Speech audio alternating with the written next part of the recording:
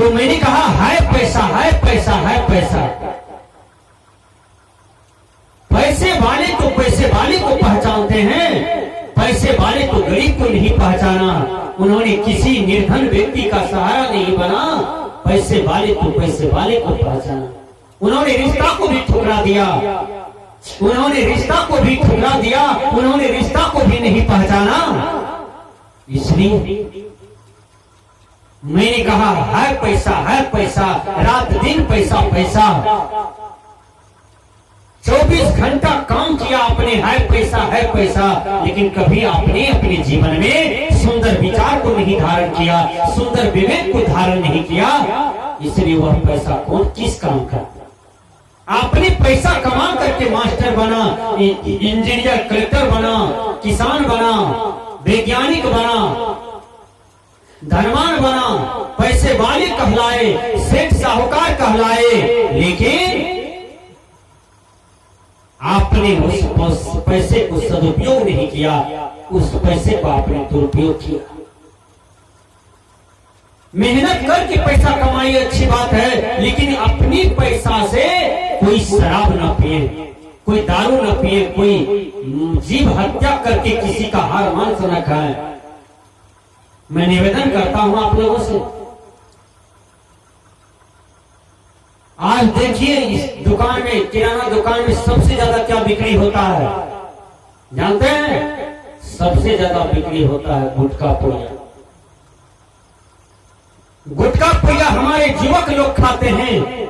हमारे देश के नवयुवक को धिक्कार है कि जो युवक को स्वामी विवेकानंद बनना चाहिए, शंकराचार्य बनना चाहिए, जिस युवक को लव कुश की तरह वीरता दिखाना चाहिए अपने देश समाज में, वो युवक दारू पी करके कहीं नाले में पलटा हुआ है, वो युवक कहीं गुटखा पुड़िया खा करके, भांग धतूर खा करके वो गंदा नाले में गिरा हुआ है।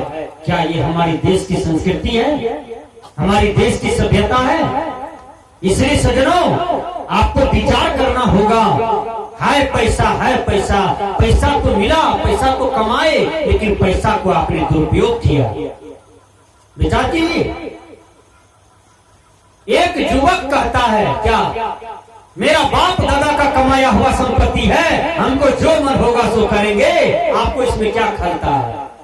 हम धनवान के बेटे हैं, हम धनवान व्यक्ति के पोता हैं, हमको कोई चीज की कमी नहीं है। हम कितनों दारू पी जाएंगे, कितनों शराब पी जाएंगे, फिर भी हमको नहीं सोट मारेगा, हमको कोई घाटा नहीं लगेगा।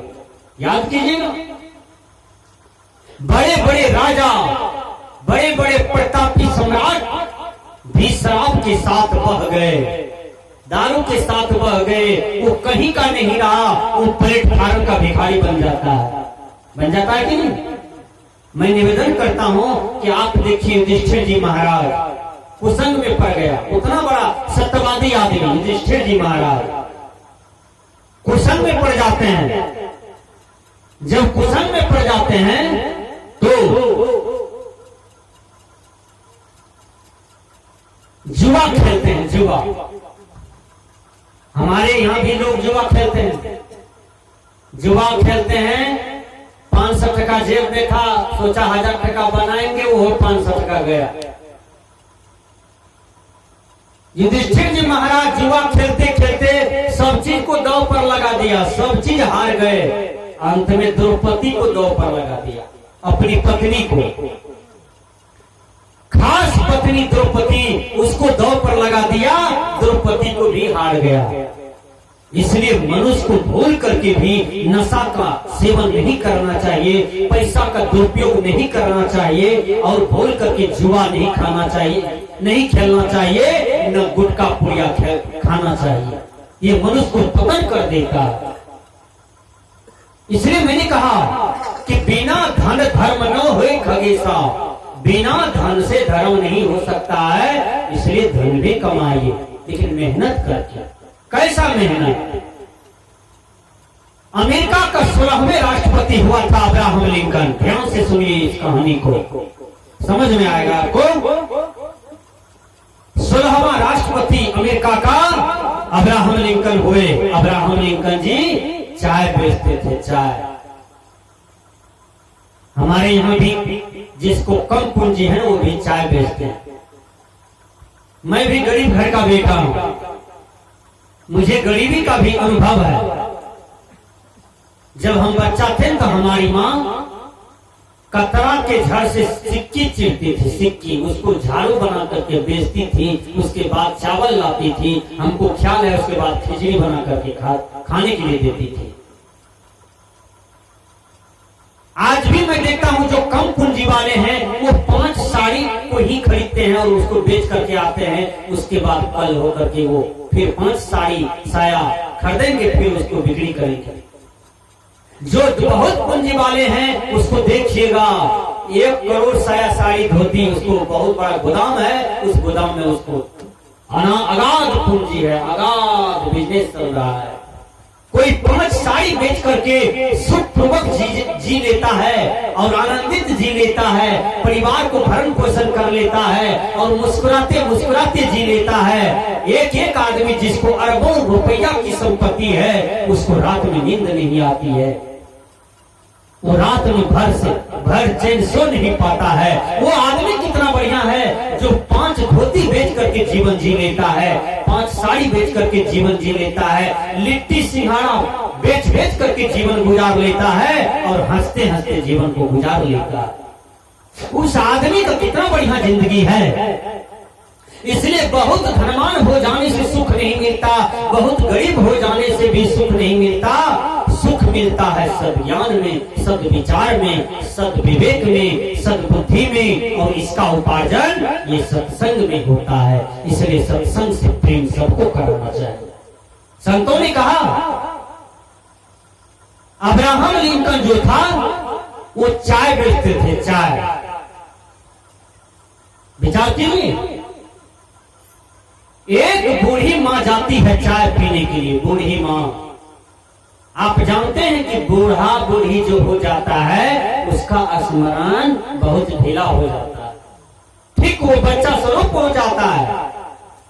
हम तो देखे हैं एक बूढ़ा बूढ़ी को मरते काल में, एक बूढ़ा को ले गया लेटरिन कराने के लिए, हमारे सामने की बात है, मेरा कार्यक्रम उसी के यहाँ था।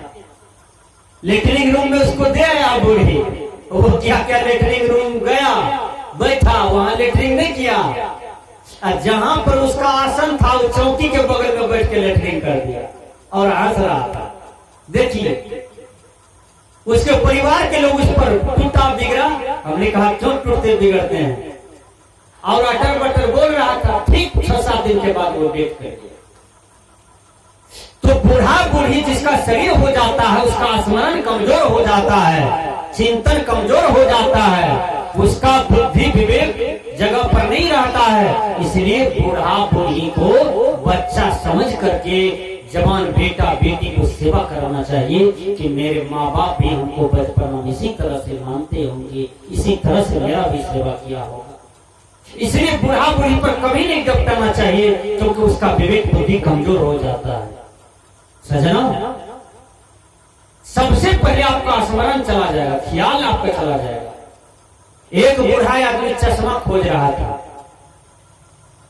2 घंटा से चश्मा खोज रहा था, पुतहू को गाली दे रहा था, बूढ़ी माँ को गाली दे रहा था, बेटा को गाली देने लगा। बेटा बाद में खेत में हल चला रहा था, बेटा को गाली देने लगा। पोता सब आता था, लाठिए उठता था कि मेरा चश्मा कौन रखा है। बूढ़ा 2 घंटा से हल्ला कर रहा था।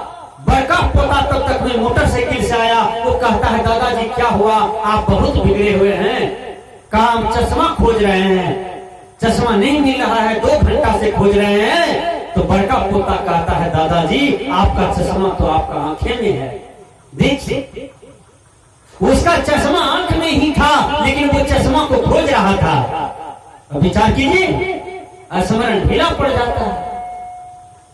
ये जवान अवस्था में शरीर देखने में सुंदर लगता है, चाहे लड़का का शरीर हो कि लड़की का शरीर हो, देखने में खूबसूरत लगता है। लेकिन एक दिन यही जवानी रूप चला जाता है, बुढ़ापा जब आता है तो खूबसूरती भी चली जाती है, वो भी मिट जाती है, वो भी शरीर में नहीं रहता, वो भी चटक चांदनी छटा जवानी वो भी नहीं रहता है, वो भी चला जाता है।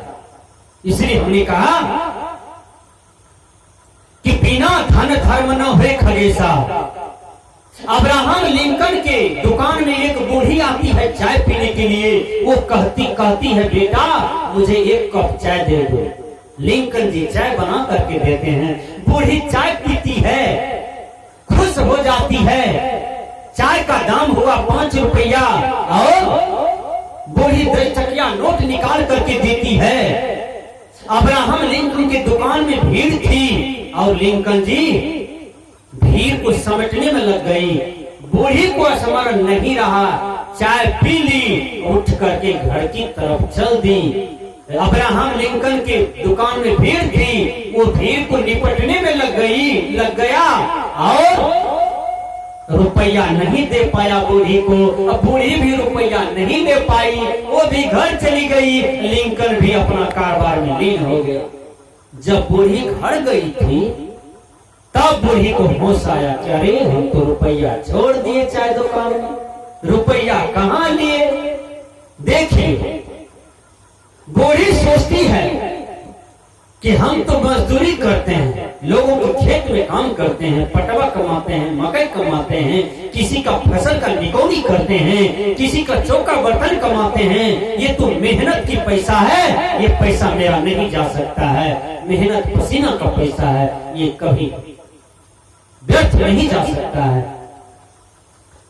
बूढ़ी को स्मरण आया। उसके बाद अब्राहम लिंकन जब रात में हिसाब करने के लिए बैठते हैं तो देखते हैं 5 रुपया भाजी। न तो ये पूंजी वाला है, न तो आमदनी वाला है, ये टका आया कहां से। उसको भी सिर में दर्द होने लगा। तब ख्याल पाता है, ख्याल करते करते ध्यान में बैठ गया। ध्यान में स्मरण आया कि वो बूढ़ी रुपया नहीं ले पाई जिसने मुझे 10 रुपया दिया था।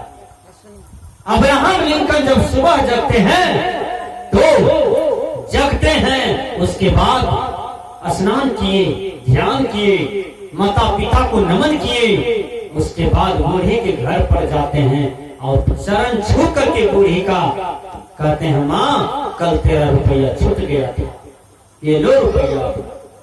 और बुढ़िया से बात दिया बेटा तुम बहुत ईमानदार हो। Honesty is the best policy. ईमानदारी ही सर्वोत्तम नीति है। बेटा तुम ईमानदार हो, यही ईमानदारी की सीढ़ी पर तुम बहुत बड़ा स्टेज पर पहुंचोगे, बहुत बड़ा मंच पर पहुंचोगे।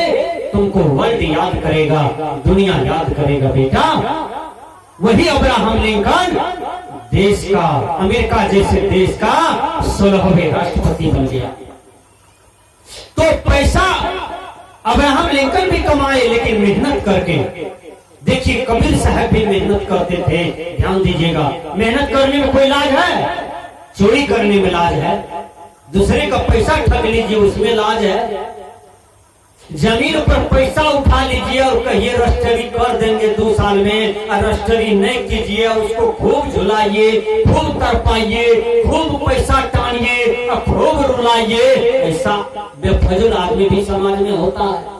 विचार कीजिएगा, मर गया रजिस्ट्री ने किया, पैसा भी बेईमानी कर लिया, रजिस्ट्री भी नहीं किया। ऐसा भी बेफजूल आदमी समाज में होता है जो गरीब को तंग तबाह करता है। किसी का बेईमानी करके आप आगे नहीं बढ़ पाओगे। किसी का हक मार करके, किसी का रुपया बेईमानी शैतानी करके आप धनवान के नंबर 1 लिस्ट में, धनवान की गिनती में नहीं आओगे। ये बात भी सदा याद रखना। मेहनत का पैसा, मेहनत का फल मीठा होता है। हमेशा मेहनत करना चाहिए। देखिए कबीर साहब मेहनत करते थे। कबीर साहब कंबल बेच करके जीवन जीते थे। विचार कीजिए, भगवान कृष्ण भी मेहनत करते थे। गाय चरा करके भगवान कृष्ण दूध को गाड़ते थे, उनको बेचते थे। दूध का मक्खन खाते थे, घी खाते थे, मलाई मिश्री खाते थे भगवान कृष्ण। लेकिन भगवान कृष्ण को देखिए गाय चराते हैं कि नहीं? बोलिए, भगवान कृष्ण भी मेहनत करते थे और भगवान राम भी मेहनत करते थे। विचार कीजिए, देश को आजाद करने वाले महात्मा गांधी वो भी चरखा चला करके जीवन जीते थे, कपड़ा बुन करके जीवन जीते थे। दुनिया के महान दार्शनिक बहुत बड़े संत रविदास जी महाराज जूता बना करके बेच करके तब खाते थे। बड़ा बड़ा संत महात्मा जो है ना वो भी मेहनत करके खाते थे। इसलिए भैया संत महात्मा कहते हैं मेहनत का फल मीठा होता है, मेहनत करो आपका फल मीठा होगा।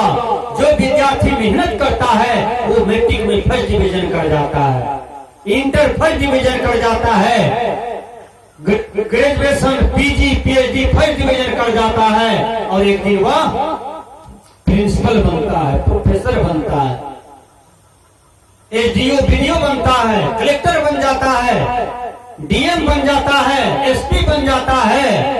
ये मेहनत का फल है। इसलिए आप जहां भी हो आप मेहनत करना जाने, मेहनत करना सीखें। मेहनत बढ़िया चीज होता है। इसलिए संत महात्मा कहते हैं बिना धन धर्म न होए खगेशा। बिना धन का धर्म नहीं हो सकता है। धन मिला है तो धर्म भी करें, सत्संग भी करें, दान पुण्य भी करें। ये संत महात्मा का कहना है। तो मैंने कहा आज